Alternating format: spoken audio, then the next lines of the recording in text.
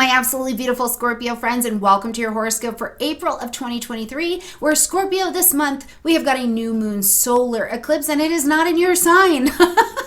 Right? You guys have been eclipsing for quite some time. Trust me, I'm a Taurus. I've been on the axis with you. So lots of changes coming in, but this is going to be our first one that is not in your sign in just some time. It's going to be at 29 degrees of Aries, setting up a beautiful wisdom point for you to pioneer something that you would like to take forward in this next 6 months, which we will also continue to work on as we travel throughout 2024. So lots of big energy coming this month. We're also going to see Mercury taking its retrograde in Taurus, so lighting up that 7th house area. Now we've been eclipsing, so you've had starts, beginning, fresh motion, fresh value, fresh connection in relationships happening as the North Node has also been traveling with Uranus through that 7th house area. So this month is going to be no different. We're going to review some things we've got going in that area all the way until we get to May, okay? All right, Scorpio, before we jump in, please take advantage of your seasonal specials, your discounted one-on-one sessions with me. It's in the description box down below. Those are going to be out first come, first serve. Of course, they're there until they are gone, okay? I've also got the Digital Astrology 101 self-paced astro class with me. It's 6 hours of class content. Me and you do it at your pace, and I've got it on sale for you still until May for $25. So make sure you click down there and grab it. And last but not least, we have got our digital transit calendars from our friends at Wise Skies Collective, which allow you to have the transits come right to your phone. It breaks down when does Mercury exactly go into retrograde, when is the moon void, of course, so that you can really start to get the flow and the feeling of the astro in your body, in your space. And it's really nice that it comes with a breakdown to your phone so that you can travel and channel what's going on. I love it because it pops up on my desktop when I'm doing sessions and things like that. And it's just this nice reminder, Scorpio, that it's like, hold on, let me pause, let me breathe, let me check in on this relationship, let me start this project, let me pull back for a minute, right? It really kind of grounds me in to the energy that's available of the day. So check it all out in the description box down below. All right, Scorpio, into the month we go. So right here on the 3rd, we've got Mercury moving into the energy of Taurus, so lighting up this 7th house space. Again, we've got Uranus, we've got the North Node traveling over here, so this area is quite stimulated, and it has been over this last year. But as Mercury moves in now, it's not in pre-retrograde shadow time just yet. So it's still moving forward. So you're simplifying, you're thinking in ways that are practical. They're grounded, they're down to earth. What's going on with the romance? What's going on with the balance? What's going on with the security, the finance in your relationships? And you're going to take grounded, simplifying actions to make sure this area is on par. Now, one of the things I can tell you too that I think is interesting is because it's Taurus energy and it's fixed, just like you are, right? We're not always the most open-minded to new ideas or new suggestions that come up. So I would encourage you to engage the dialogue of advancement. Engage the dialogue of maybe doing something or communicating with someone in your relationships a little bit different, even if the person you're communicating differently with is you, okay? All right, as we get to the 6th, we've got a full moon happening at 16 degrees of Libra. Now, first of all, this is going to light up your 12th house space, so just one house back, okay? So the full moon is going to ask you, Scorpio, to end something, acknowledge something, or to make an adjustment. So what under all of this light do you need to course correct, or where do you need to consolidate your resources and your energy so that you have some kind of balance in your life? Now, this is also an interesting time because I would ask you where you need to allow yourself the balance between doing and resting, right? The active 6th house energy of going, doing, I'm busy, I'm moving, I'm shaking, all of these things. But then the other side is, how do I treat myself when I'm in restoration?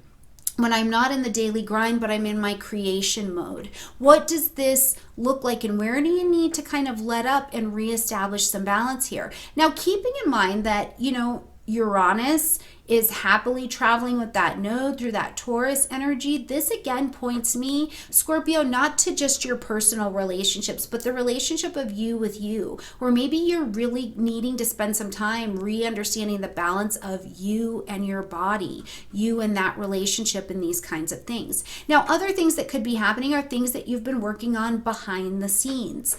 Okay, you need to bring it to a culmination. You need to make an adjustment of some variety, and this has been going on just in a place that maybe you haven't been talking about it for a long time, or this moon comes and it stimulates something you've kind of been sitting on but you haven't talked about it just yet. Whatever it is, air the deck. And keep in mind that the 16 degrees is really quite significant. We've seen this repetition of 16 over and over and over again pretty much every month. So we know that the 16 degree point in your chart, which if you don't have a chart, please click down below and get one from me so you know where this 16 degree point is in your chart. But it's been stimulated over and over and over again, so is calling for a bit of your attention, okay? On the 7th, we're going to see Mercury enter into pre-retrograde shadow time at 5 degrees of Taurus. So pre-retrograde shadow time is where Mercury now is going to start to slow down and say, okay, here's the conversation I'm going to review when I go retrograde. So we start to slow down here. So I would ask you, to take some notes, be mindful, make mental note of what's starting to show up for you in the relationship house and dynamic in your life, what's going on for you around money that starts popping up around the 7th, because you're going to work on it all the way until May 31st. But right now, Mercury is still moving forward, but has slowed down to reveal where we need to unfold the lesson in conversation, okay? When we get to the 11th, we see Venus move into the energy of Gemini. Now, Venus is ready to whip and zip. The intellectual stimulation and the intellectual attraction and fascination become alive and well. This is going to be happening for you, Scorpio, in your 8th house. So in the 8th house, we have intimacy and assets, okay?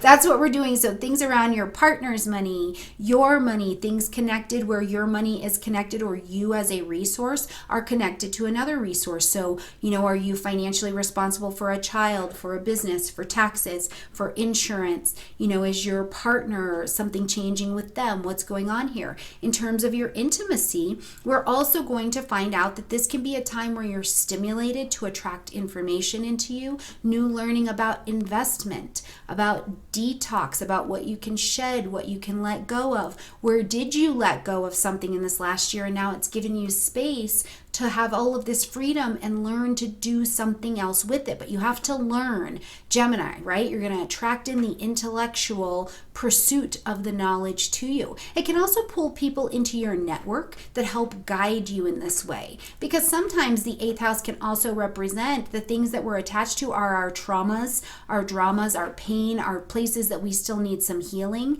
and or we're helping to provide healing for others as well, okay? When we get to the 20th, big day, big energy. First of all, we've got the new moon solar eclipse happening at that 29 degrees of Aries, and I cannot say it enough, square Pluto. This is you accessing your wisdom. Remember, you're planting your seeds of intention of what you would like to see begin, what you'd like to pioneer, you want to initiate out over this next 6 months. But squaring this Plutonian energy, this is like, I personally am willing to take on the challenges because I know I can meet them. I am willing to initiate this different direction in my life because this is something I want. I want to start this new project here. I want to, and this can be around your health. This can be wellness, daily routines, maybe being in care of someone, things having to do with animals in your life. What's the new project that you're willing to take on and discover and pioneer and conquer as we move forward, okay? Now, just a few hours later, we're going to see the sun get away from this eclipse energy and move into the energy of Taurus. So we will officially bring light, heat, life, and vitality to the relationship sector of your chart. And it has begun to look very different. It doesn't mean that relationships necessarily fell in, fell out, but they definitely changed their dynamic. Some of the bonds or the ties that had you connected, I think have loosened, certainly with Uranus and Taurus. And hopefully for you, Scorpio, it's made great space for even the consideration of the adventure of where relationships and where you can go in relationships moving forward, okay? On the 21st, as we're closing out this month, we're going to see Mercury take that official retrograde at 15 degrees of Taurus. So now you're going to go all the way until May 14th, but really May 31st, as we see Mercury finish the full retrograde cycle, reviewing what's going on in your relationship zone. And I say this all the time, but circumstances make people willing to make changes, right? Certainly true for me. So while Mercury is retrograde in Taurus, which is practical, and it's looking to simplify, it's looking to increase security or the understanding of security, understanding and where you need to innovate in your relationships, right? Or where you need to simplify to innovate. This is a great time for you to have this review. And it's also a phenomenal time in your relationships, I think, to re-look over if everybody feels seen, heard, felt, appreciated, understood Mercury, right? Do they feel safe? Do you make your partner feel secure? Do you feel secure in your partnerships? And again, I want to point you to, this is not just romance, right? It's romance, it's business, it's conscious chosen one-on-one relationships to include the relationship of you with you. Do you feel safe with you, right? How you think about you and how you feel about you might be two totally different stories. So let's have a review of what's really going on for you in these areas, so that as Mercury gets out of retrograde, what you have seen, what you have learned, what you have uncovered, discovered, and discarded, you can use that new information to build your safety, your security, and your stability going forward. All right, my absolutely beautiful Scorpio friends, have a gorgeous month. I love you a ton, and I look forward to seeing you in May, okay? Bye, Scorpio.